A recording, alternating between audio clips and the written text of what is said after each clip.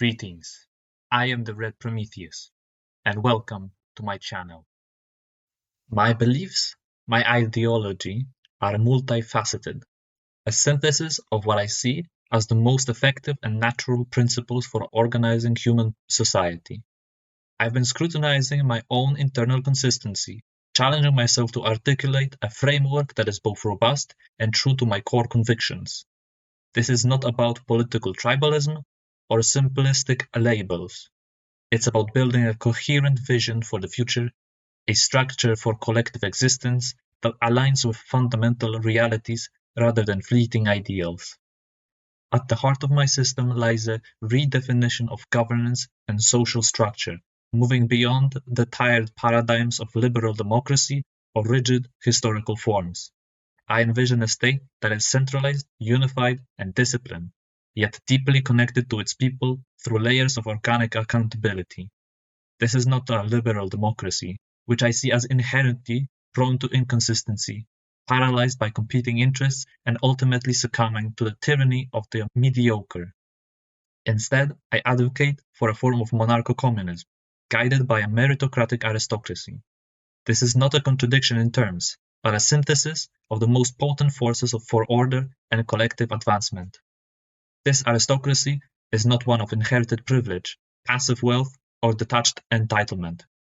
It is a vanguard of excellence, a dynamic class composed of individuals who have demonstrated exceptional merit through tangible contribution, demanding labor, courageous military service, groundbreaking intellectual contribution, or masterful civic administration.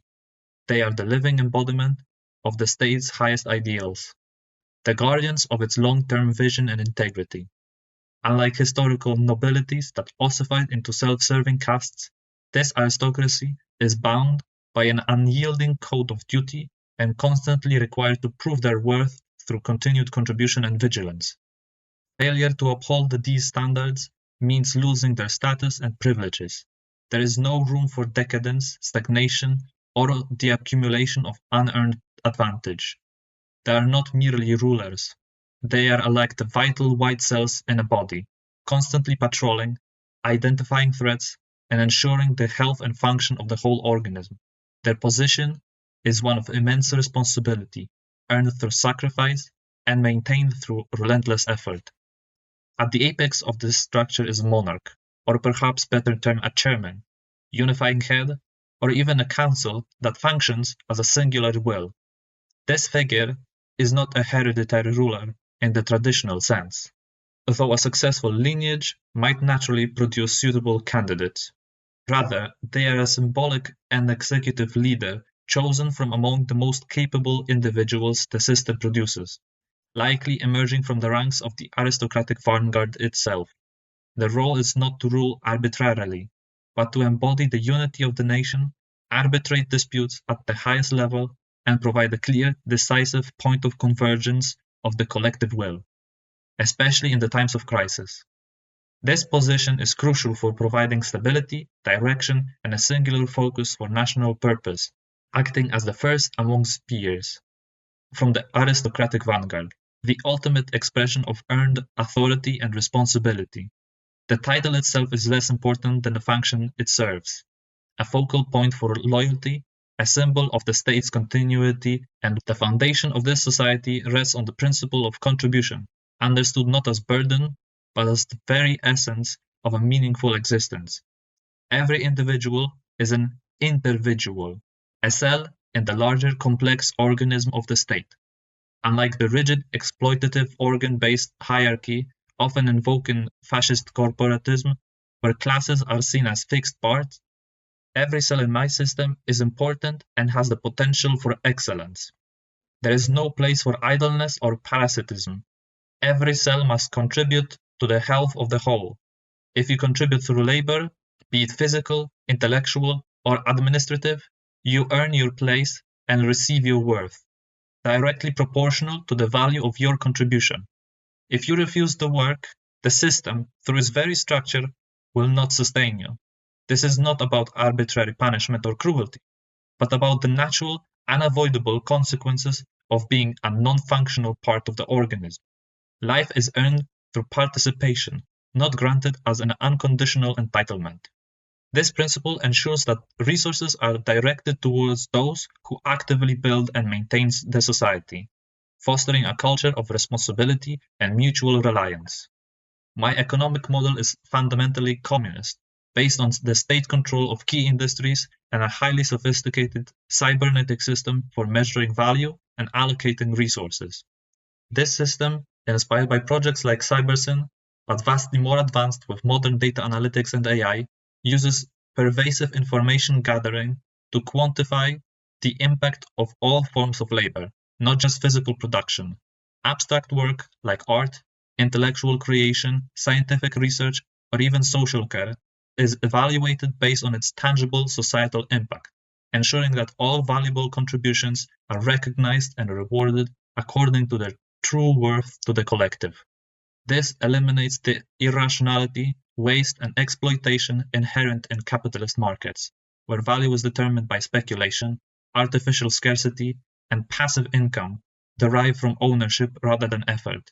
There is absolutely no passive income in my system. All wealth, influence, and privilege are earned through active, measurable contribution. This creates a transparent and just economic order where the success is a direct reflection of service to the whole. Eugenics is an internal part of my vision, but it is crucial to understand that this is not the coercive, race-based eugenics of historical regimes. Instead, it is a form of structural eugenics, achieved through the intelligent design of the social and economic environment, coupled with voluntary choice. By providing free, universal access to contraception and abortion, and by tying the capacity to successfully raise a family to the ability to provide for them through productive labor, the system naturally encourages reproduction amongst the most capable, responsible, and healthy individuals. There is no need for forced sterilization or state-mandated breeding programs. The structure itself guides behavior towards outcomes that benefit the collective genetic and cultural health of the nation over generations. While I believe in rigorous screening for severe congenital defects to prevent unnecessary suffering and societal burden, I do not advocate for preventing the birth of individuals with non-impairing neurodivergence. Such variations can even be beneficial to the collective, and there is work for everyone who is willing and able to contribute, regardless of minor differences.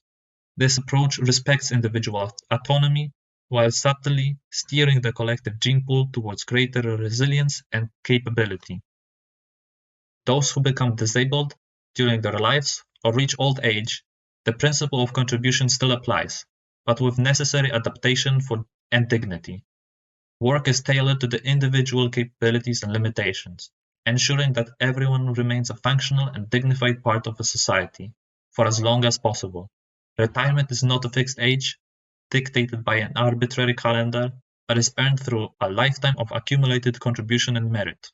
The goal is to eliminate demoralization of uselessness that plagues many in other systems, and ensure that all members of the organism remain integrated, purposeful, and respected. I do not endorse state-sponsored euthanasia. Suicide is seen as a tragic failure of the system to provide purpose and belonging, a sign that the collective has failed the individual. The state actively works to prevent such despair through robust community integration, universal free healthcare, and ensuring that a dignified life, regardless of physical capacity, is affordable and accessible to all. The focus is on support and integration, not abandonment. The basis for this entire structure is my understanding of anthropological tribe dynamics, scaled fractally to the level of a modern nation-state. Early human communities relied on meritocratic leadership, communal cooperation, and social cohesion based on direct interpersonal relationships and shared values. My system seeks to replicate the functional fitness and inherent stability of these dynamics at a national scale, fractally, so that each level of organization preserves the natural fitness of these dynamics to the human condition. The state is not a distant, abstract entity, but a network of nested communities, from the local neighborhood to the national level, where bureaucracy is embedded locally and accountable to the people it serves. The individual is not an isolated, rights-bearing unit, but a cell whose well-being and purpose are intrinsically tied to the health and function of the whole organism. This fractal structure preserves the intimacy, trust, and direct accountability of the tribe while allowing for the complexity, scale, and efficiency of a modern nation. This governance rooted in our evolved nature, not abstract theory. In terms of foreign policy, I believe in internationalism, the strategic kinship and cooperation of self-sufficient, sovereign national projects. Independence is paramount. A state must rely on its own capacity, especially in critical areas like manufacturing, technology, and essential resources. Dependency on others is not merely an economic vulnerability, it is a weakness that will inevitably be exploited by rivals. I reject the naive idealism of liberal internationalism, which often masks the pursuit of hegemonic interests, and embrace a pragmatic realism rooted in the unavoidable reality of power dynamics. Imperialism, in various forms, is an unavoidable reality of state relations throughout history. Strength determines influence and the right to self-determination. My aim is for my own nation to become a dominant force, a regional or even Eurasian hegemon, not through blind aggression, but through the relentless pursuit of internal excellence, technological superiority, and the undeniable capacity to enforce its will and defend its interests. I respect struggle and rebellion in others, only those who can stand on their own, who can impose their will upon reality, are truly sovereign and worthy of respect. As Marx said, "You give no compassion, and we expect no compassion. When the time comes, we shall not make any excuses for our terror." This is the harsh truth of geopolitics, and my state will be prepared to face it with unblinking resolve. Finally, the role of art and culture in my state is both functional and multifaceted, serving the needs of the collective organism while allowing for individual expression. Public art, architecture, and mass media should be beautiful, inspiring, and reinforce collective identity and purpose. A form of socialist realism that prioritizes function, clarity, and beauty for the masses, shaping the shared aesthetic environment in a way that uplifts and unites. However, I also recognize the vital importance of challenging non-utilitarian avant-garde art. This form is not for mass consumption, but is crucial for the intellectual and spiritual development of the elite, the aristocracy, who are equipped to grapple with its complexity, ambiguity, and potential to disrupt conventional thought. All art is accessible, but its prominence and context reflects its function within the societal structure. There is such a thing as degenerate art, not in the Nazi sense of being inherently evil or racially impure, but in its potential to demoralize, confuse, or destabilize if not properly contextualized and consumed by those prepared for its challenge. It is a necessary force for questioning and evolution, but it must be understood and managed. My ideology is not a mere collection of historical ideas or a nostalgic yearning for a lost past. It is a synthesis, a reinscription of primordial human patterns onto a modern cybernetic framework. It is simultaneously ancient in its anthropological roots and entirely new in its technological and structural application. It is rooted in the biological and anthropological realities of human nature and directed towards the creation of a strong, just, and evolving collective organism. It is a vision for a state that is not a cage, but a vessel for the elevation of mankind through order, duty, and the relentless pursuit of excellence. A living, breathing entity built for survival and triumph in the long march of evolution.